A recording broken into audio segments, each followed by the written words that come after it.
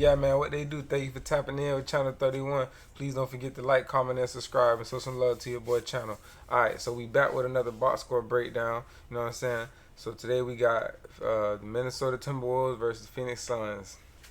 I mean, as we all see right here, if you watch the game, and as you see right down there, Randle hits game winner. So shout out to Julius Randle and the Timberwolves. They squeezed out a close one against the Phoenix Suns. Both teams are actually pretty good, really good, actually.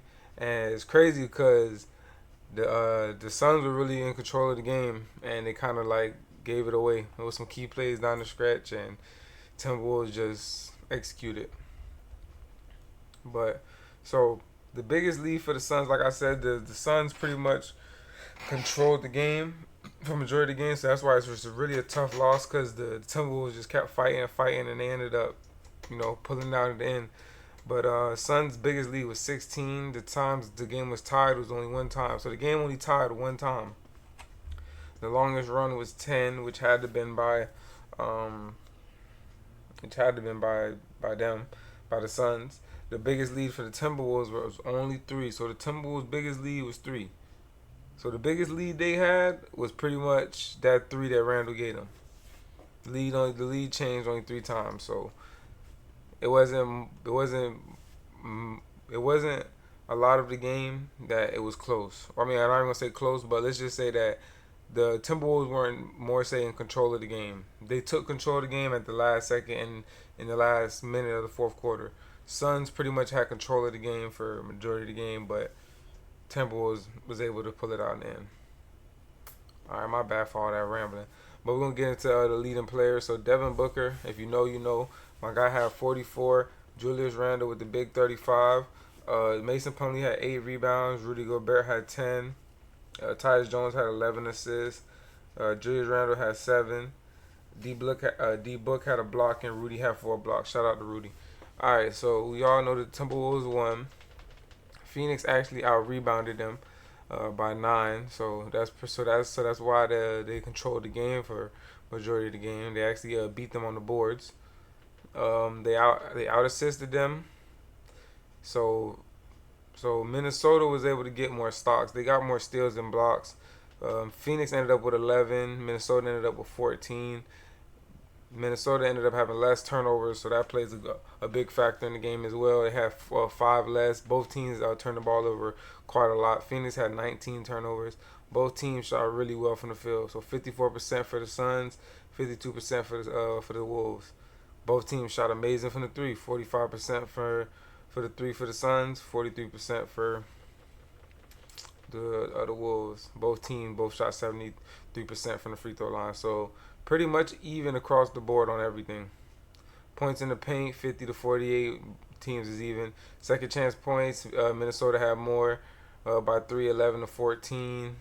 Phoenix had 8 fast break points. Minnesota has 16 fast break points. So Minnesota actually had doubled Phoenix's fast break points, and that's probably due to the extra 5 turnovers that they was able to create. Them 8 steals that they was able to create. 8 steals can definitely lead you to 6. You know what I'm saying? 8 points, 3 layups. 4 layups. You can get dunks out of that. But we'll go ahead and get into this box score now. All right, so for the Phoenix Suns, so we're gonna go with D-Book first. So my boy D-Book had 44 points. He gave you 7 assists, 6 rebounds. He did turn the ball over 4 times, but he gave you a block. He shot very efficiently to have 44 points. He went 15 to 29, 51% from the field, 6 of 13, 46% from the 3. He shot 8 of 9 from the free throw line. So he had a really efficient game. He tried to do all that he could. The shot making that he displayed in this game is, what we all know from Devin Booker, top tier shot making. He can hit from all 3 levels. There's not a shot on the court that he doesn't like. All right, so we got Grayson Allen coming off the bench in 24 minutes. He, one of the best 3-point shooters in the league. I believe last year he led the league in free throw. 3-point percentage. But he did have 18 tonight. He gave you 5 rebounds, 1 assist. He did turn the ball over 2 times, but he shot 6 of 10 from the field, 60%, and he shot 4 of 7 from the 3, 57%. So yeah, shout out to Grayson. He had a solid game on the floor. Yeah, we got Tyus Jones. One of the players in the league that I like a lot. He's very underrated. If you don't know about Tyus Jones, he really was the best backup point guard in the league until now. Cause now he's starting. But he had 13 points, 11 assists, 3 steals, and the best thing about Tyus Jones is he can give you 11 assists. He can score 13 points, but he's only gonna turn the ball over one time. So he also gave you five rebounds, and he did all of that while doing it efficiently. He shot 50% from the field, and he made a three as well. So shout out to Tyus Jones. He did, he's a really good floor general to have. Who else we got? Okay, so we got Oso Iguodala. If you don't know, Oso Iguodala is a rookie. They drafted him in the second round, I believe. He's like a 6'10", probably like power forward center. He is a really good playmaker for a big man. But he did come in and get him 11 points, 3 rebounds, and an assist. Personally, I like him a lot. I think he's one of their better big men. I think he could take he actually played more minutes than Yusuf Nurkic. Me personally, I feel like he can take Yusuf Nurkic's spot before the season's over. That's just my opinion. I just feel like his skill set is more adapt to what they need on the floor. So yeah. We got Royce O'Neal. We all know about Royce O'Neal. Solid role player. He's gonna go out there and do a lot. He's gonna do his job. He gave you 7 points. He gave you 3 stocks, 2 assists, 4 rebounds, and he hit a three. He did shoot pretty inefficient from the 3-point line, 104, but he's pretty consistent, so he should bounce back next game. He went 3 of 7 from the field.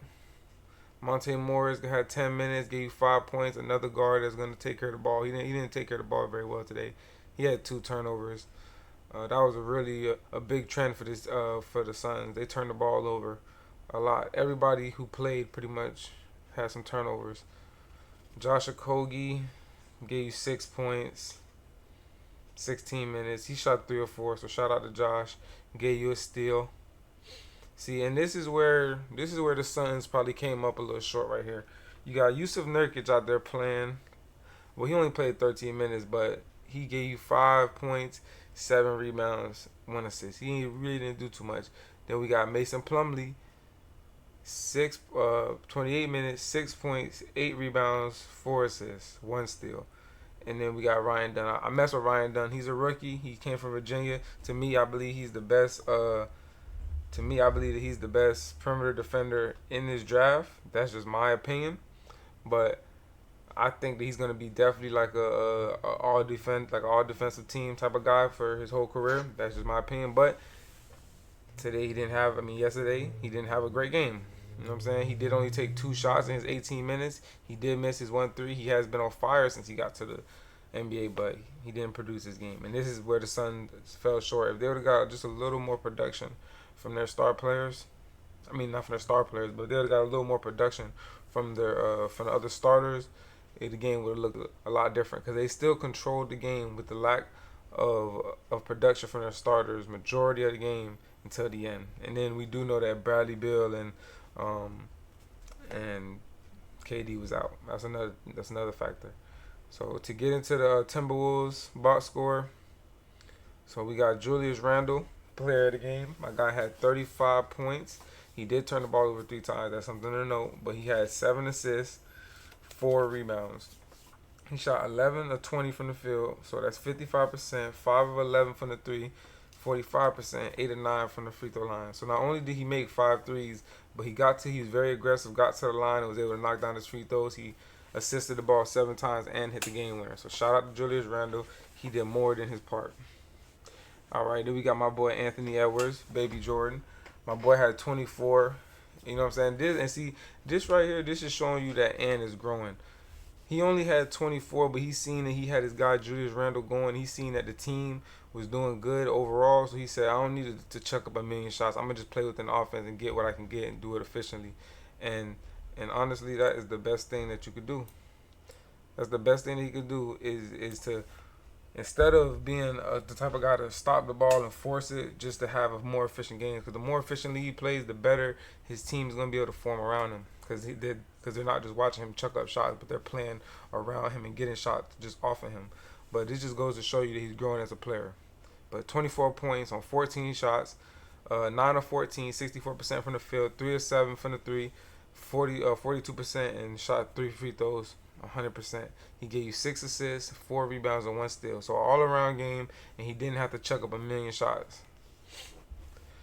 All right, so we got Dante DiVincenzo. Dante started out the season. He hasn't really been playing very well. His shooting splits has been down. He's been down across the field from the 3-point line. But hey, my boy broke out last night. Had a pretty good game. So my guy gave you 15 points in 25 minutes. He had 3 assists, 1 rebound. He hit 5 of 10, so 50% from the 3-point line, and 5 of 11 from the field. So yeah, he only made 3-pointers last night, but that's good to see from Dante because he has been in like a little slump since the season started. So it's good to see him shake off the rust a little bit. All right, so we got Naz Reid for 6th man of the year. Naz Reid, 22 minutes. He gave you his usual, 13 points. He did it. He didn't do it very efficiently, but he didn't do it efficiently at all. But I mean, 13 points, 22 minutes. You know what I'm saying? Off night, it's still they still were able to pull out the dub. But he went 4 of 10 from the field, 1 of 6 from the three. That's not like Nas. Nas is actually one of the better 3-point shooters in the league, and 4 or 5 from the free throw line. Another thing with the team, a lot of everybody was turning the ball over. A lot of guys got 1 or 2 turnovers. All right, so we got Rudy Gobert. He had 11 points, 10 rebounds, 2 assists. He had 4 blocks. So shout out to Rudy protecting the paint, but he did have 3 turnovers. But he shot 50% from the field. So at least Rudy had the big double-double with the 4 blocks. So good job, Rudy, for manning up the paint. Shout out to Jaden McDaniels. Jaden McDaniels had a big play coming down the stretch where he went down the middle and poked it on him. That was that was a big play. I believe that was like a minute left. He came down the lane and they needed that. So yeah, he went 4 for 7, 2 for 3 from the 3-point line, 66%. He did shoot 1 of 4 from the free throw line, so he could have had more points. But I mean, hey, he gave you 4 stocks, 3 steals, a block, 2 assists, 3 rebounds, and you know that he played amazing defense out there. And check out Randle, man. He had a 16 plus minus. So the minutes that Julius Randle was on the court, they were winning by 16. And Dante had a plus minus of 10.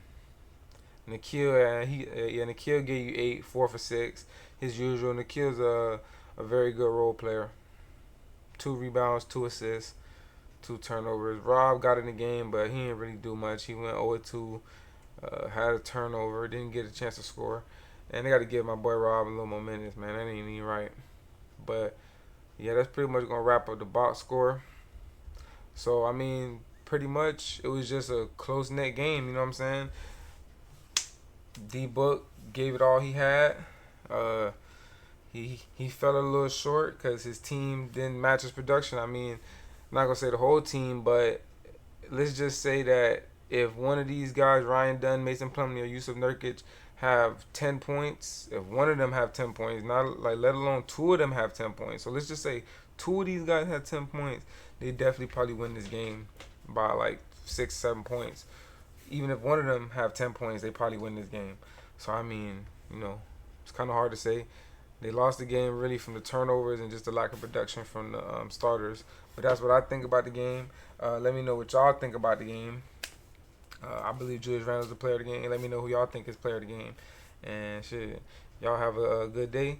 And don't forget to like, comment, and subscribe, and show some love to your boy channel. Until next time, be good.